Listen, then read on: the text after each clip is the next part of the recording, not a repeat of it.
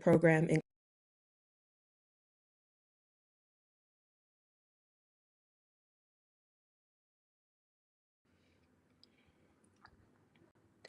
This experience showcases artwork from my time in high school at the Mary Lewis Academy. This period was kind of a culture shock for some reasons, but it allowed me to try new things and develop my drawing skills. I loved illustration and animation, but I felt like I didn't have my own style or much skill. I knew I wanted to study art and be in some kind of creative career, but I didn't know where to start.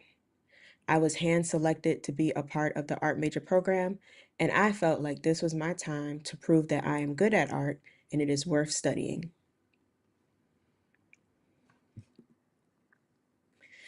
The classes I completed in the art major program include drawing, painting, graphic design, as well as AP Studio Art, which was eligible for college credit if you got a 3 or higher on the AP Studio Art test. I did, by the way. Many of my classmates had very advanced art skills, but I was very determined to stay focused on myself and develop my own. We were given very interesting prompts and free rein to create whatever we could within those guidelines. My end product always came out different than I expected, but it was still a good result. What can I say? I commit to a theme. I don't really have a favorite piece from this time because I kept surprising myself with each assignment, but here are a few highlights.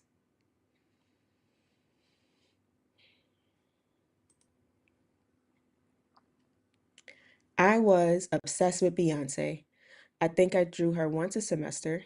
If I had to draw a human, I would just draw Beyonce. I think that's why, for one project, my teacher said, no celebrities, draw a family member or yourself. My favorite Beyonce album, 4, came out when I was in high school, and I bought it from Barnes& and Noble. I think they overpriced it, but it was worth it to me. School and Life is a disco song, and this will make sense later.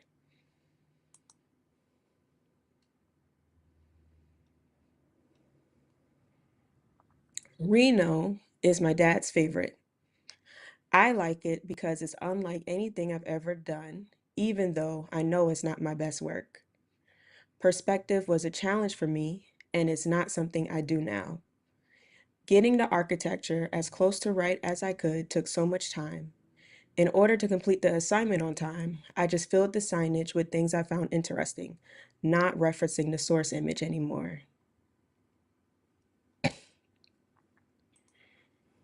Speak no evil.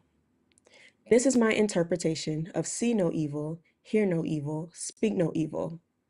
This is a proverb embodied by the three wise monkeys, representing the principle of avoiding wrongdoing through disciplined senses and action.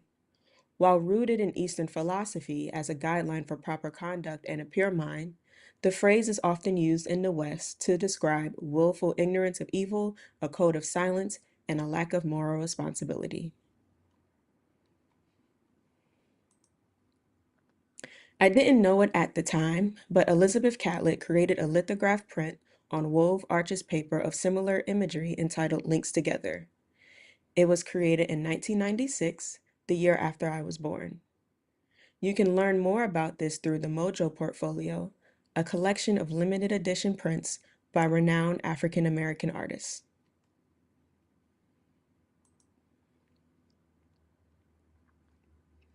The puzzle portrait. I love this piece mainly because of the wood grain. I also love it because the source image is my favorite school photo. It was the first one where I wore makeup. Here are a couple of pieces I'm proud of where the strongest aspect of the image is an object. Again, I didn't really draw objects before. I drew dolls and Beyonce, so I was really proud of the finished piece.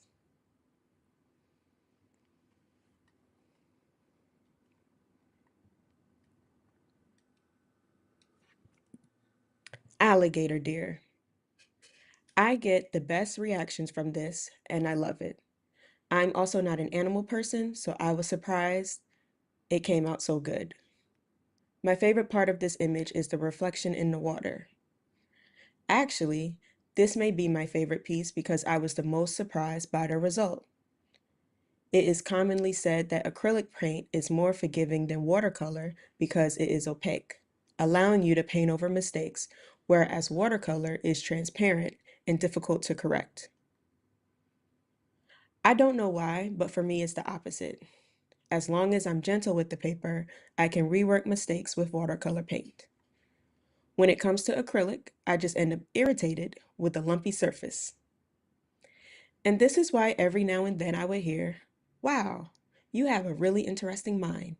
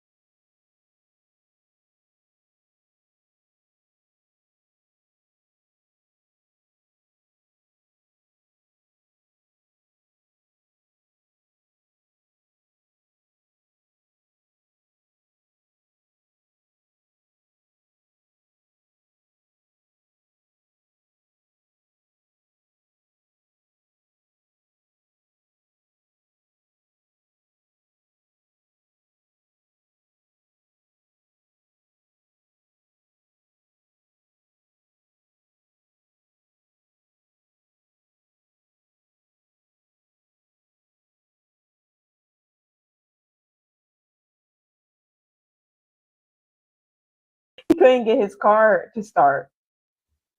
And I was like, I cannot afford, like, it was like that sweet spot. It's not a sweet spot, it's actually a sour spot. That sour spot at time where it's like, um,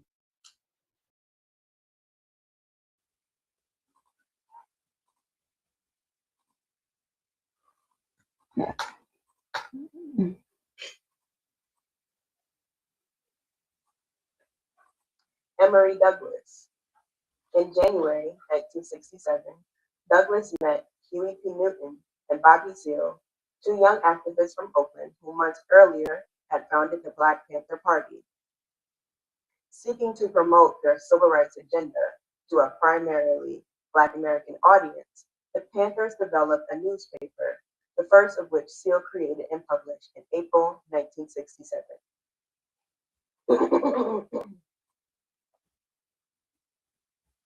Douglas's familiarity with the print production process was a fruitful asset as he employed simple tools like markers, rub-off type.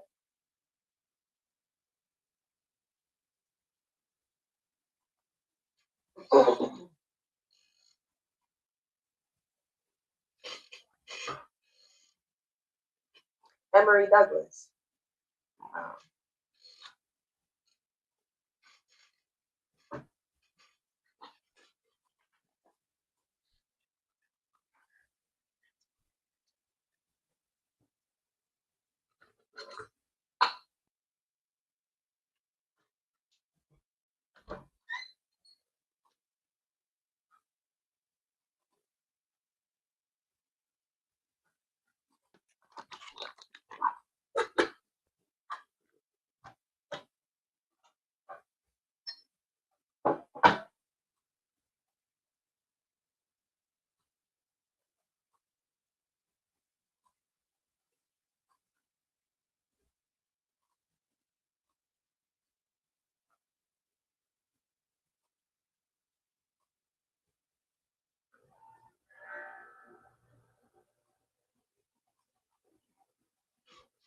I'm trying to salvage my voice here.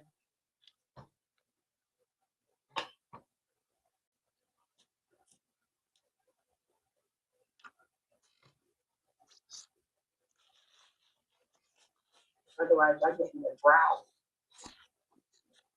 of a panther.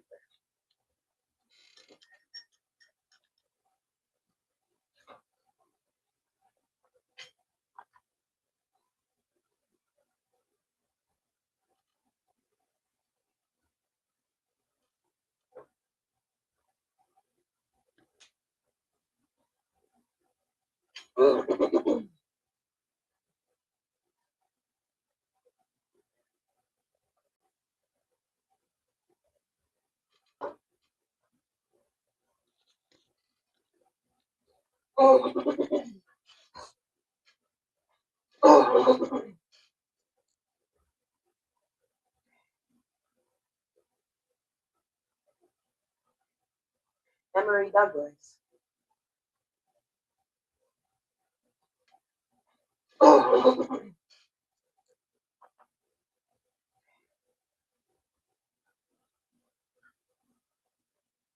Emory Doug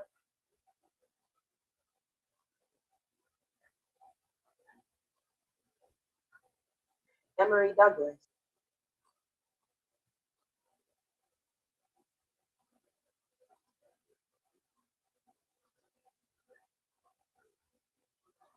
Emory Douglas.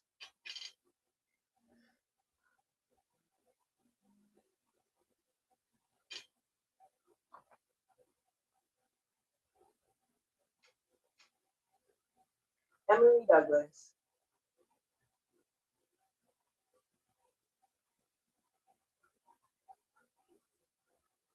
Emory Douglas.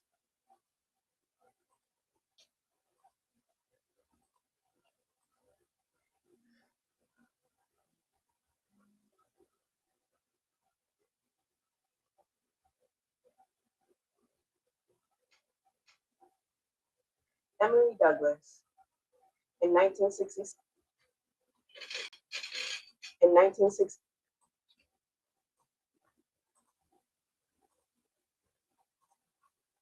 in 1967, Douglas met Huey P. Newton and Bobby Seale, two young activists from Oakland, who months earlier had founded the Black Panther Party. Seeking to promote their civil rights agenda to primarily Black American audiences, the Panthers developed a newspaper, the first of which Seale created and published in April 1967. Douglas's familiarity with the print production process was a fruitful asset as he employed simple tools like markers, glove-off type, and prefabricated texture materials to create his visually impactful designs. To keep costs low, each paper was printed in one or two colors, black ink, often with a contrasting bright color. His illustrations shone a spotlight on state-sanctioned brutality, depicting law enforcement officers and politicians as pigs, while also portraying Black people bearing arms and defeating their oppressors.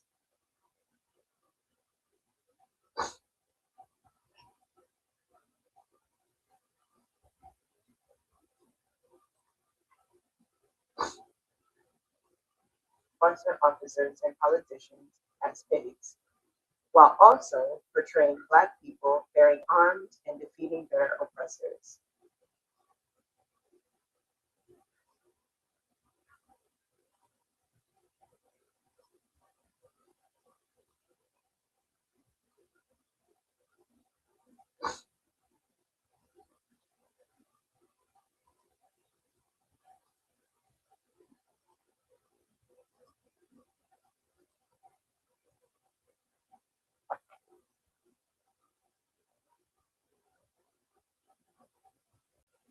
Malcolm X speaks for us. Elizabeth Catlett has said that the purpose of her art is to present Black people in their beauty and dignity for ourselves and others to understand and enjoy. As a sculptor and printmaker, she blends figurative and abstract as a sculptor and As a